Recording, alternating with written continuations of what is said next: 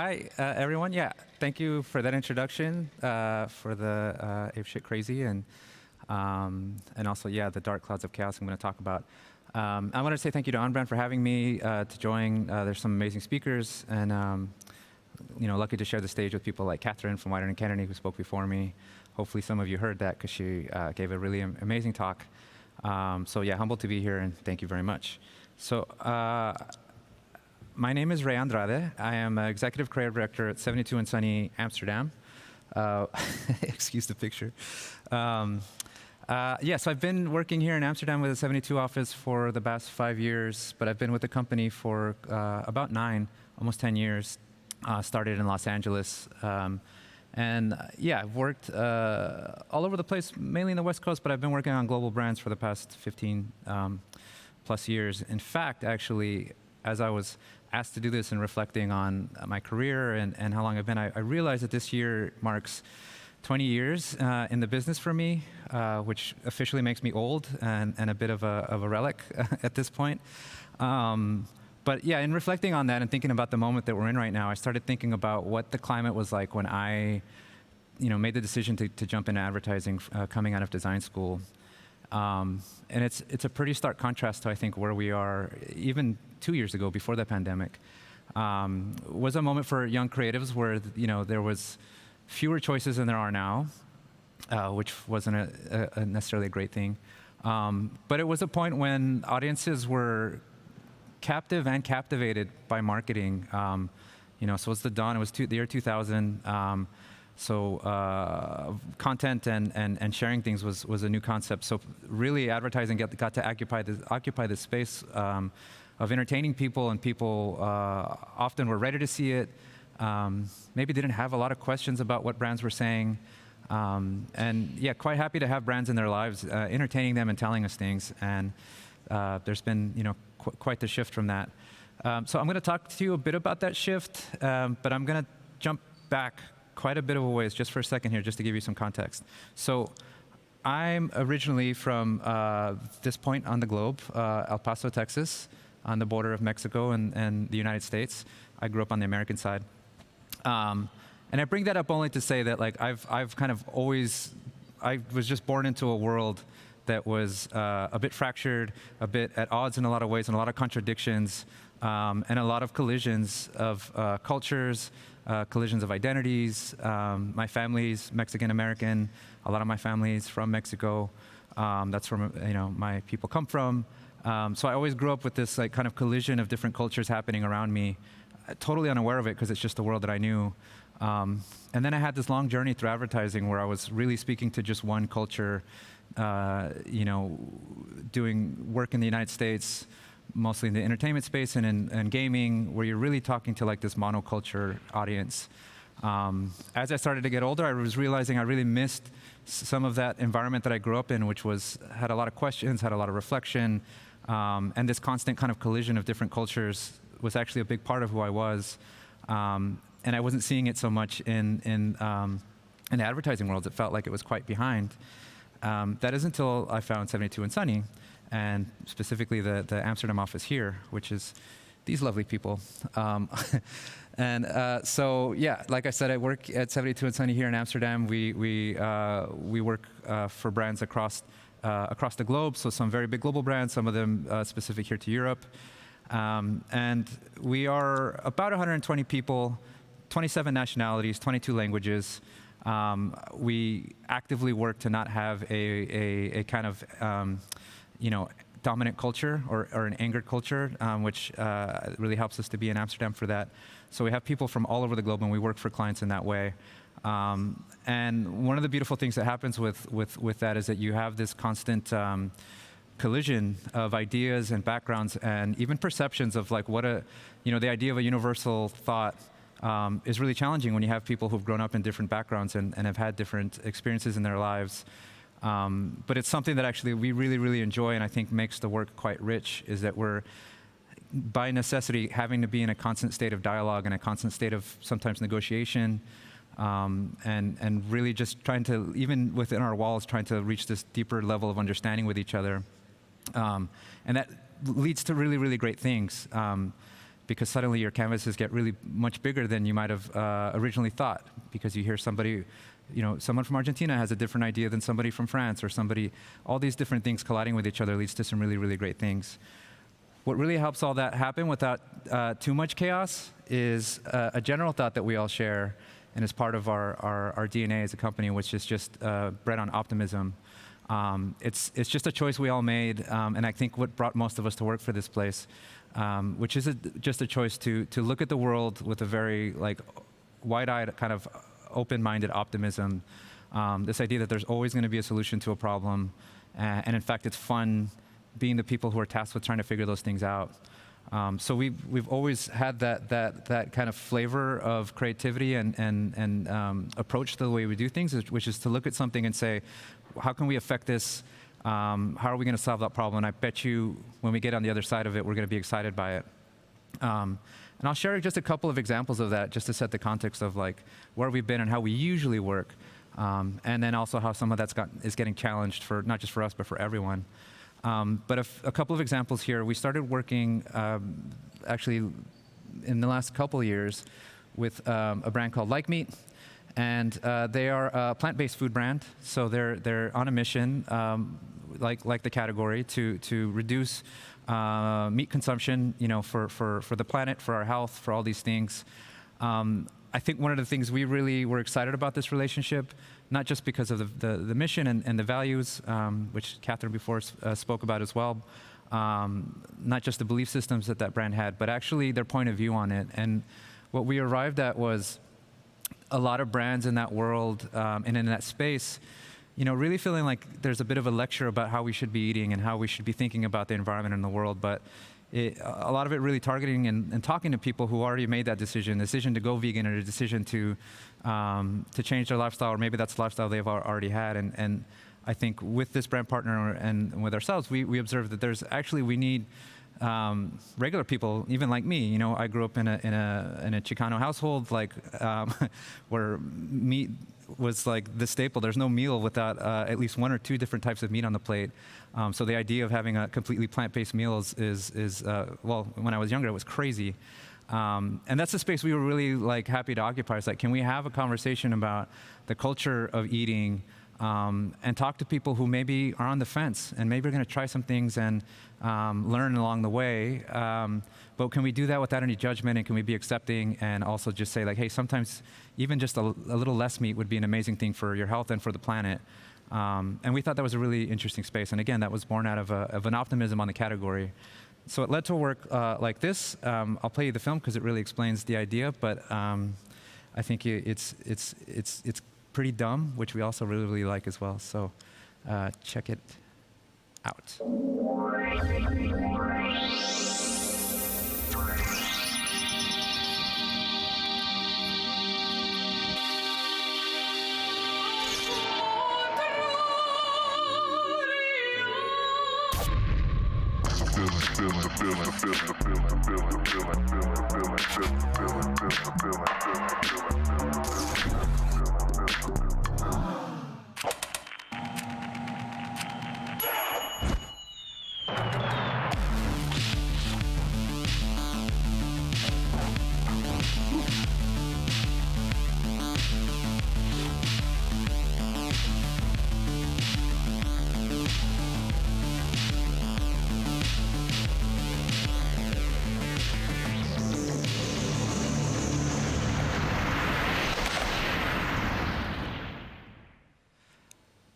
So a really obvious solution. We want people to open up and try plant-based food. So obviously, let's make a wearable.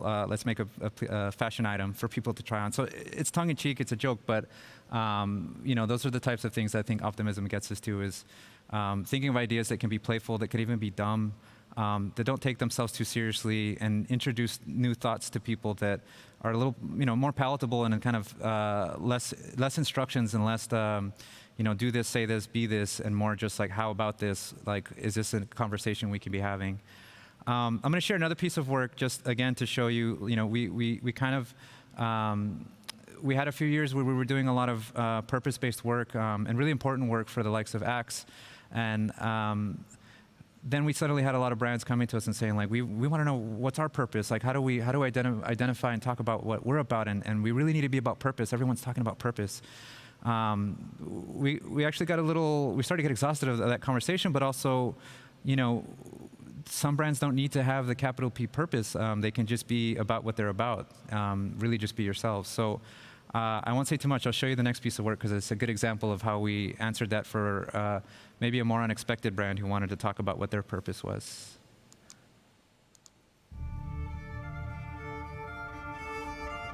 Idiots.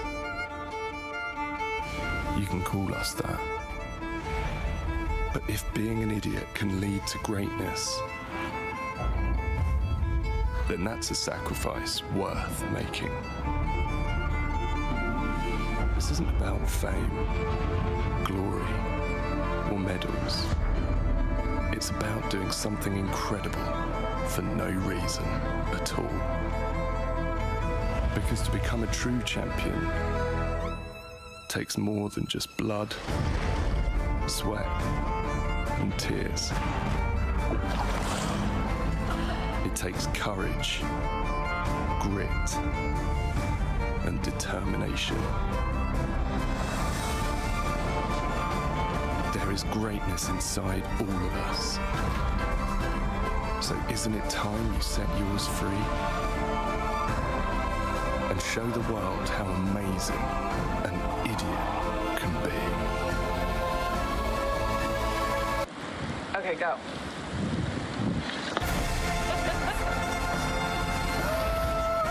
That was sick.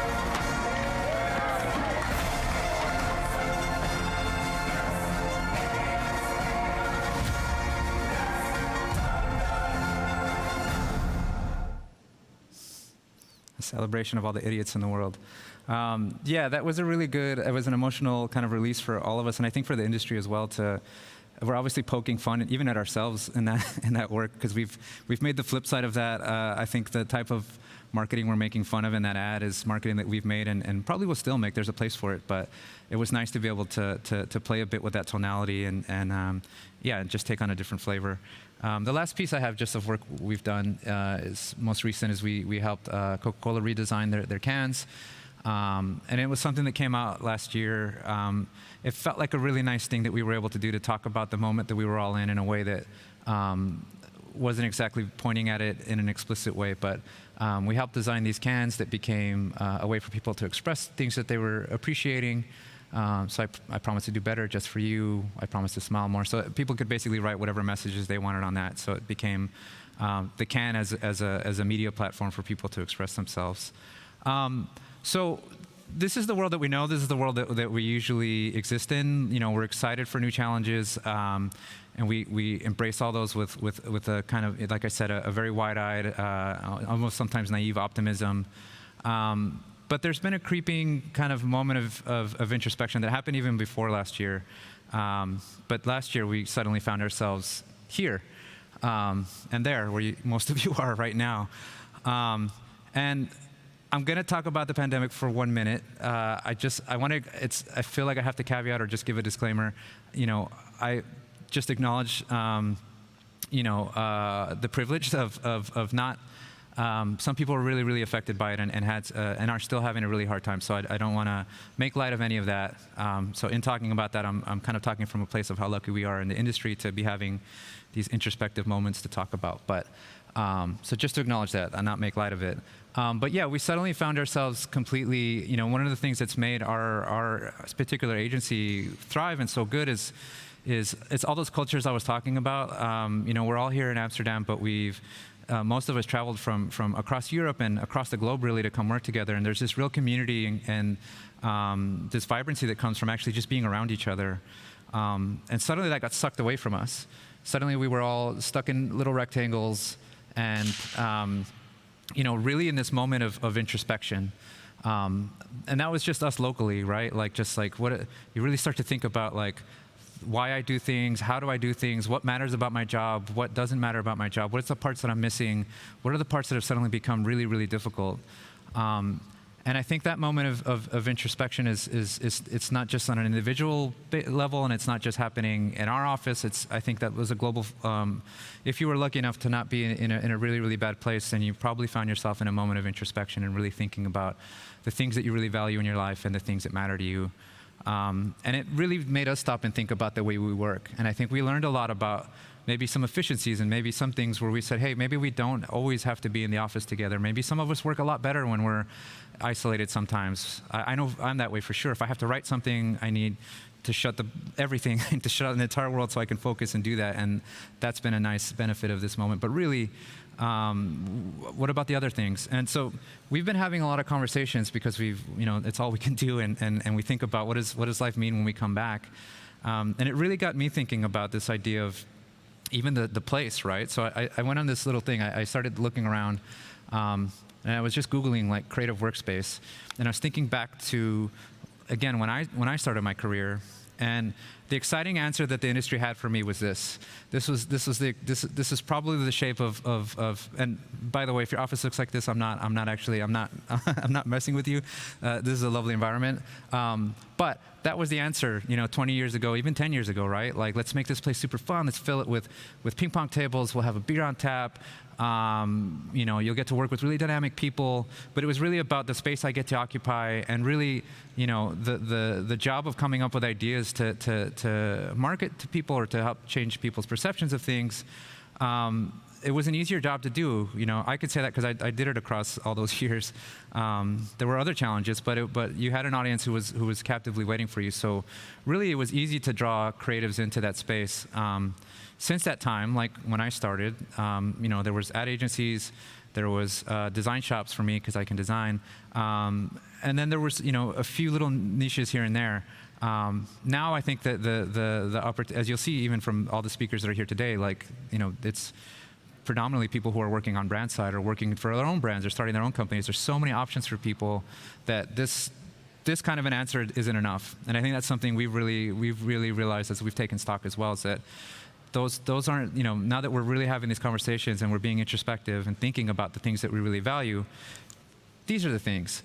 And interestingly, there's, I think in the industry, especially for somebody who's my age, there's this tension a little bit of like younger creatives and people coming in of like, who are entering a different environment than we did, which was a little more cutthroat when I started my career. The idea of working, like bleeding for the work and working until whatever, all hours and everything, like that was just part of it. That was part of like cutting your teeth and getting there. And increasingly, we're meeting younger folks who say, well, I don't want that. Like I want a growth plan. I want access to learning. I want to have exposure to the clients we're talking to. I want to learn from that experience. I want mentorship. I want a role in innovation. Like, what are we actually doing to change the way we do things?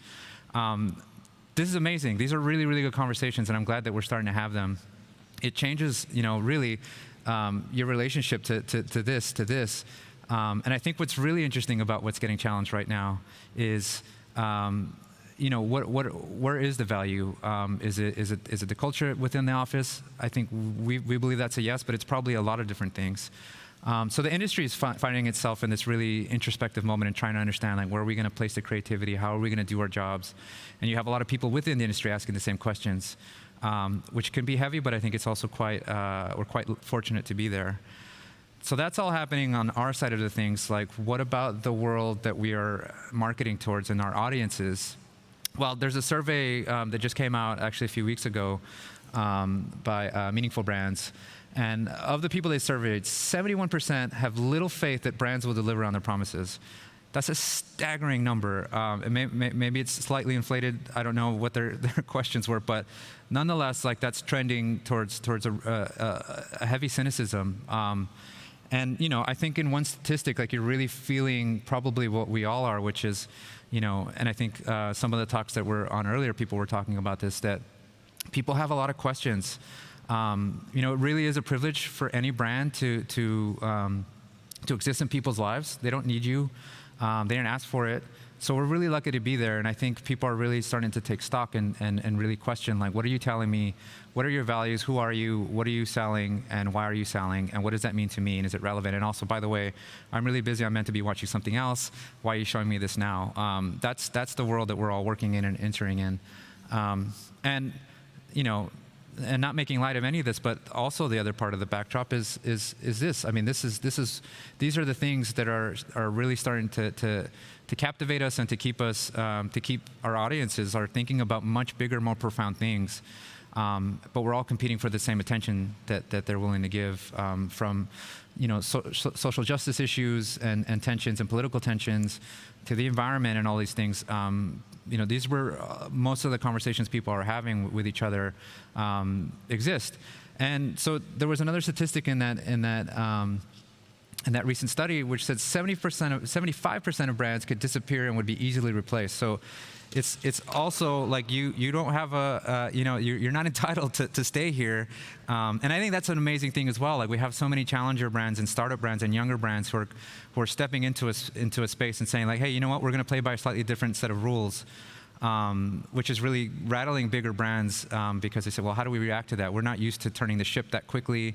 How much of this is a fad? How much of this is here to play? Like, how much of this is my category really upending itself? So when I think during my introduction, where we talked about the dark cloud of chaos, it's all that. It's our internal introspection. It's the tensions within the industry. It's the tensions out in the world. It's the scrutiny and the cynicism that I think people have around brands.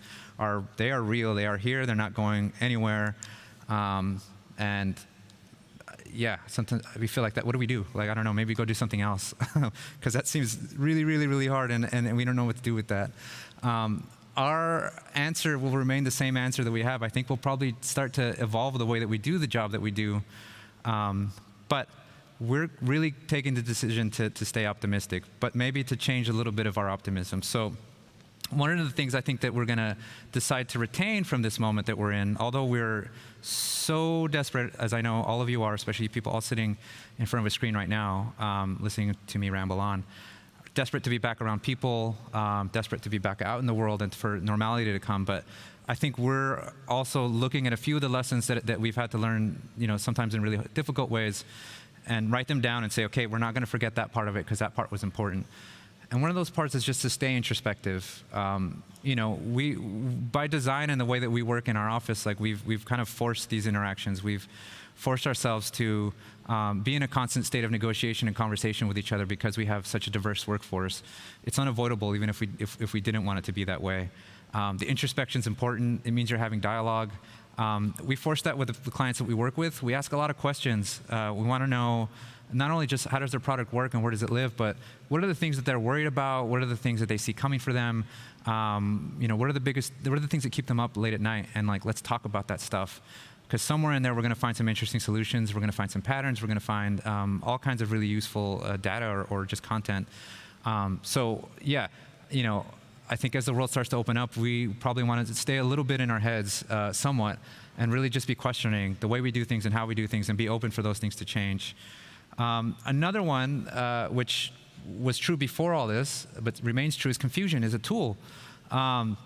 We often find ourselves quite confused, and actually we really enjoy this part of like meeting, when we meet new brands to work with. I really love that first few weeks of something where I'm like, wow, you make that. Here's my relationship with that product. If I'm lucky, and most of the time, it's something that I already have a relationship with and that I already believe in, because that makes it easier. But I have all these assumptions in my head about what that brand is. I have these, you know, experiences of how I experienced it out in the world. What do I know about how the people around me experience that brand? There's so much that I'm missing, right? I don't know the inner workings of that company. So we stay in this confused state for really, and kind of really embrace it. Stay in this confused state for long enough to really unearth some interesting insights and some interesting tensions.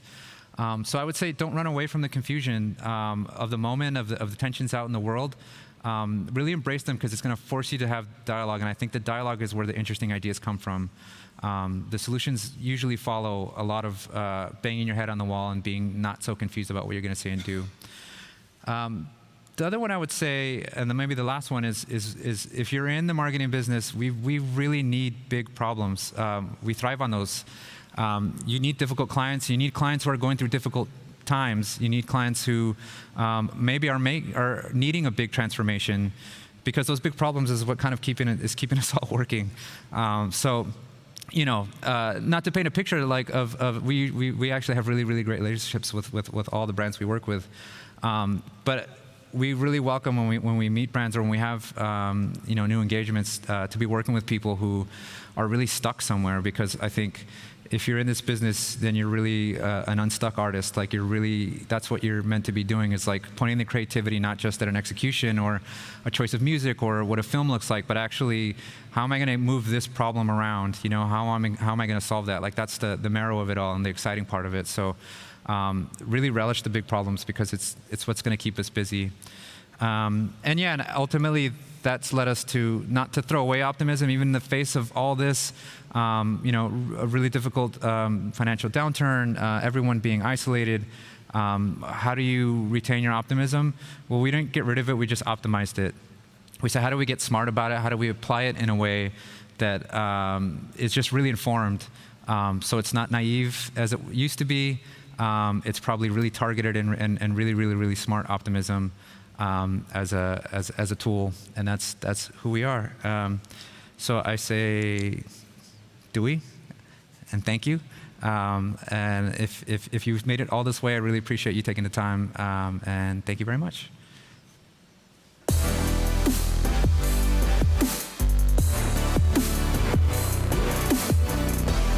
Great, very nice talk, Ray. Thank you for that. Yeah, thank you. You know, let's start with optimism. I mean, what a great way to look at things. And I think that is a wonderful foundation and building block that too many people just skip.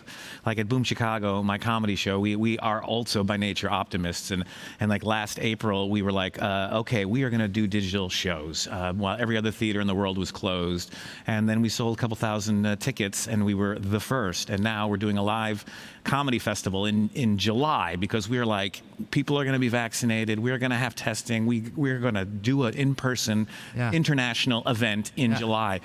And, you know, okay, well, time will tell if that's a good idea or not. But if you just have that head on, then you can tackle things. And that's what I got from your talk is what a base that is. So can you teach optimism? Yeah, you can. I mean, it's funny because it's actually a dangerous word, and we talk about it all the time, because you know, when we actually started to give a name to the way that we do the work we do and how we approach things, it doesn't have an immediate tension in it. It's not a word that it obviously does not have an edge to it.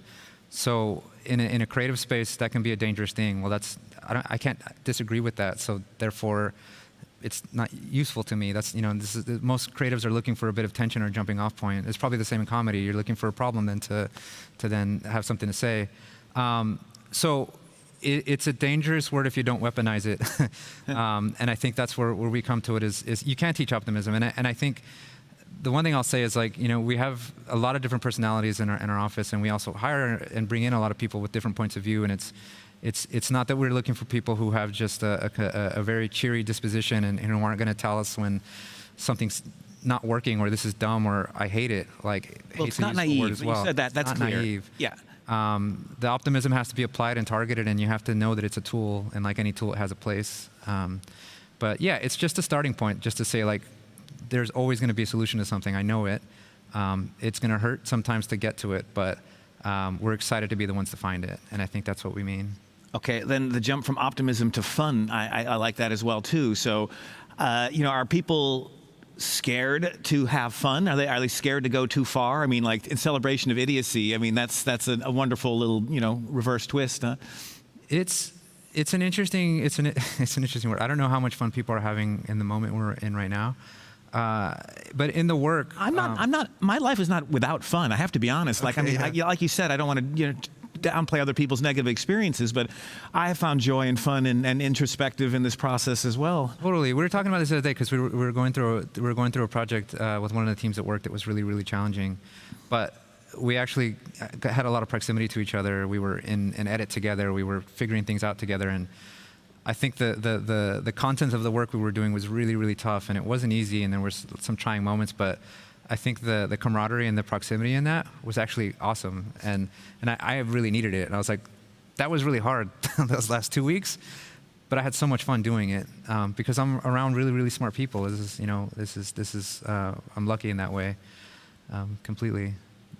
But but in terms of what brands themselves can do, is that something that you would suggest more people can apply in their campaigns and their branding? I think so. I think it's, look, I have nothing but empathy and you know, I don't work on that side of the fence. Like it's easy for us to be the observers of things and to say like, here's what the audience thinks, and we're experts in that, right? We're experts in translating what an audience might see and how they feel about a brand. But I don't know how hard it is to develop a product. I don't know how the difficulty in manufacturing things, if that's what you're doing. It's a really difficult job, and you have lots of stakeholders. And I think the marketing teams within brands have some of the hardest jobs because they're translating a lot of different things. So I think it's an increasingly difficult space for people on the brand side of things to be brave. Nobody's asking for it. You know, we want things to be safe. We want things to be tested. Can you prove that it's going to work? Is the world that they live in? So I think we tried to be, oftentimes we're therapists, just to say like, a lot of this, innovation and big cultural moments they need bravery and they need you to take a leap. And sometimes we just have to assume there's a net there. So, yeah, I would encourage to just trust your gut a little bit more, make fun and objective, and just, remember that it's a privilege for us to be in our audience's lives, so don't forget that.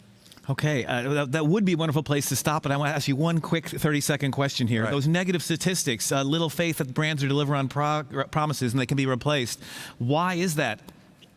Like I said, I think the curtain's been revealed. I think we have so much access to information. We can see how a brand works and what it actually does.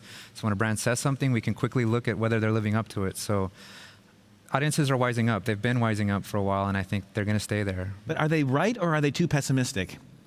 They're probably a little bit too pessimistic, but nonetheless, again, I welcome that introspection because I think it's going to make us sharper in our answers. Great. Well, thank you very much. Yeah, thank you. And hopefully we see you soon. Yeah. Okay. Thank you.